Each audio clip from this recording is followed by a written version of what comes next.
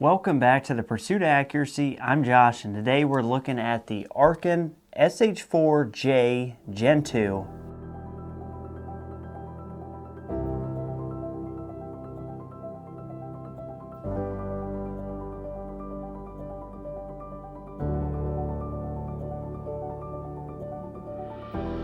And as a quick note for you guys, these hoodies are on pre-order for the next 1 week, and then I'm going to shut it down. They're going to be offered in black or military green, and like I said, 1 more week and then I'm going to shut the pre-order down. I'm going to turn in the numbers and they are going to start making them. I'm hoping to get them to you guys early February or even sooner. So here we have one of the latest offerings from Arken Optics, and that is the SH4J Gen 2. So first, let's unpack exactly what that is. The SH4 is the tier of scope just under the EP5. This particular one is a 6 to 24 by 50. It has a 34 mil main tube. It comes with a sunshade. It has a zero stop. It parallaxes down to 20 yards and overall checks quite a lot of boxes if you were looking to do some PRS or NRL style shooting. To trim most of the fat off this, I'm going to tell you that the zero stop has worked fine. The turrets have worked fine. It has tracked well for me. The fit and finish have been fine on this, and everything is as it should be for the price point of what you're paying for this, which street value is probably just shy of $400. I think these retail for $450, and that's before you apply any coupons. There's almost always a coupon directly on the Arken website, or there's one of a dozen guys who are running affiliate deals on these that you can use to get your own discount if you're looking to get into an Arken optic. So I am not one of those guys. I don't have any affiliation with Arken. I don't have any affiliate links. I don't get kickbacks if you do or don't buy their scopes. So as I said, tracking, parallax, the turrets, everything has worked for me. And I feel like those areas of the scope do hit a little bit above its price point, which is, let's call it $400. So I do think that the turrets are really good for $400. The fit and finish is really good for $400. The overall scope and how it works does perform better than its price point. Now, I have tested the EP5 before, and I also found it to fit in the same category. But a strange thing is here on this particular optic, the SH4J Gen 2, it has the Japanese glass. Now, it's still made in China. It's still a Chinese scope, but it does have the Japanese glass, the same glass I think that you would find in the EP5, but I do find this maybe a little bit better than the EP5 because of the eyebox. So the EP5 had a really tight eyebox, and that's probably something you've heard over and over if you've been looking at Arken optics.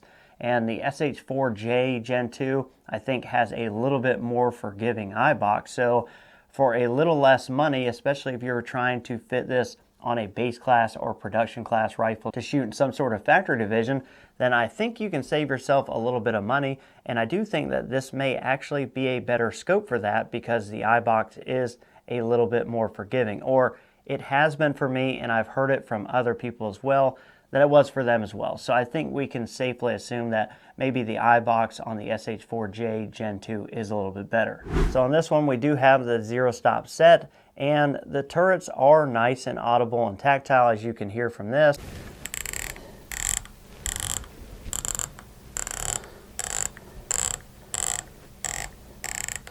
And like I said, they too perform really well. I've never really had any problems with Arken. Now, something to keep in mind is there's inevitably going to be one or two of you that have had issues with these, and that's just going to be a QA/QC thing. When you're buying a scope that's $400 to $500 and they're selling a lot of them, that price is coming out of somewhere. You know, you're not getting something for nothing. So likely the QA/QC is not going to be as good as Smith & Bender or Night Force or Element or somebody like that who's selling a more premium rifle scope. So you're just going to have to live with that when you buy the scope, you may get one that may need to go back. So for the $400, you know, everything runs about as smooth as you would figure it would, and maybe even slightly better. So the controls, they're not like really super stiff, but they're not as smooth as I'd like them to be, but they are overall pretty good. Everything is fairly smooth. There's no tight spots in anything. Nothing feels wonky, and it doesn't feel like it's made of Chinesium. So the one negative thing that I would say about this optic is the illumination. It is stepped off and on as you go up and down on the brightness, but it doesn't illuminate the entire reticle. And while that may not seem like a big deal, and certainly is probably a cost saving that keeps this optic in its price range, it can be troublesome if you are trying to see your subtensions, or if you were trying to see the mil or MOA indicators on your reticle at night or in dusk or dark conditions. So if you were, for example, going to shoot a night match and you were going to hold a stage, or you were shooting into a wood line for a stage that was very dark and you had problems seeing your reticle but you didn't have time to dial, then an illuminated reticle that's going to illuminate the entire thing, including the numbers, including the subtensions, all the information that the reticle has that you need to use, this is not going to do that. You're just going to get the basic reticle right around your center dot, and that's it with the illumination. So for the $400 that this cost, I think you can expect with all these features that maybe it's not going to have the best glass. And it does have Japanese glass, but the origin of the glass is almost not as important as the coatings, and for $400 you are not going to get a ton of awesome coatings on glass. Now, when I look at this, the image looks fine. I don't see any major issues. Yes, there's going to be some chromatic aberration, but it is very usable for PRS or NRL, or just your backyard plinking. It's going to be a good scope for that. But is the glass going to compare to a $1,000 scope? Absolutely not. Is it going to compare to a $1,500 scope? Absolutely not. I actually took this out just before this and looked at 50 yards, again, just with my eyeball, not on camera, and I wanted to take a look, and I looked at an oak tree out at 50 yards, and I compared it side by side with, albeit a scope that cost $1,000 more, but this is the 4-25 track torque.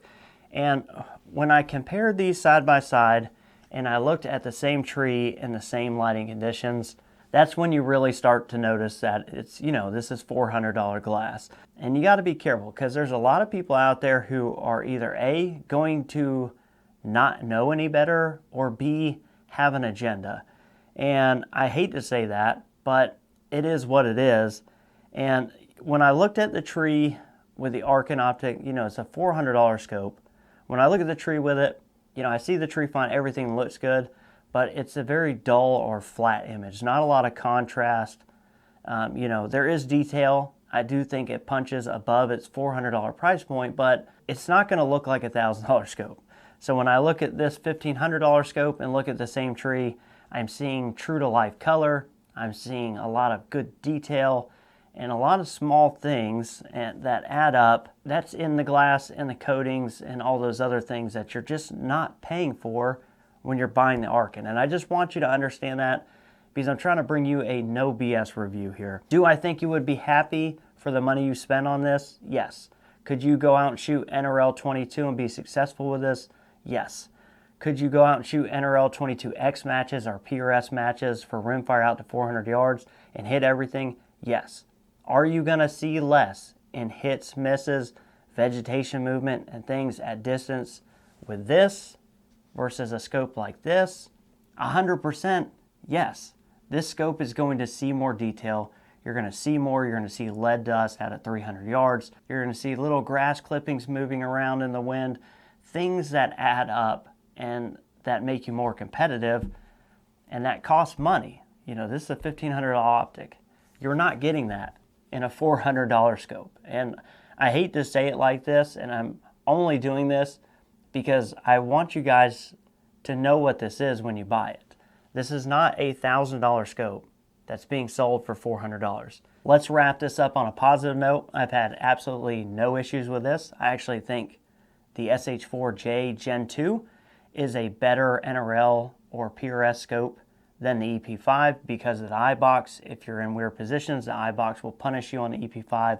This is still going to punish you. It's still not great, but it's a lot better. It's noticeably better. And, it's going to be a scope that you can use, that you don't got to spend a ton of money. But, again, it's not $1,000 or $1,500 or $2,000 scope. So that is what I feel like is the truth and a good, honest review about this Arken SH4J Gen 2. Actually, I'm going to leave a link down in the description, but I'm going to steer you towards, I'm going to leave the code down there. Use code Cyclops, as that's going to get you a little bit off or some free shipping or something just about any of the time. And Joe Rhea, you know, Cyclops Optics, super good guy and an honest guy, and I like that about him, so we're going to leave his code. So I don't think you'll go wrong buying this if this is what you want. Just know what you're going to get. Have realistic expectations, and it's going to outperform the dollars. It's going to outperform the $350, $400 you spend on this for sure. Just, you know, don't go into this thinking that it's, you know, this scope, because it's not. It's this scope, and it's a good scope for what it costs, and I appreciate you guys watching. We'll catch you on the next one.